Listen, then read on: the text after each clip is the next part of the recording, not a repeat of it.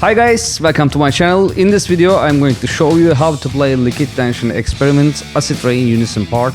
This is a great exercise for you to improve your picking speed and accuracy, and there is a bunch of stuff in my YouTube channel, so please don't forget to subscribe to my channel and click the bell next to it, and let's get started.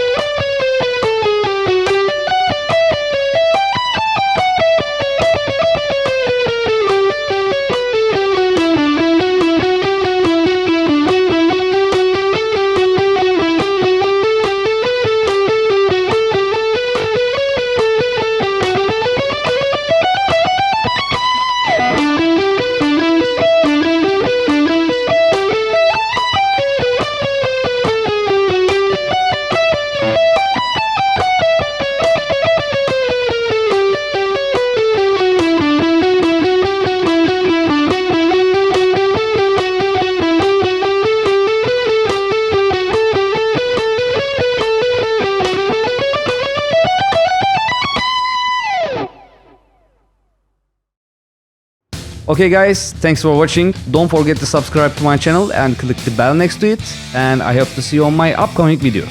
Cheers. Bye.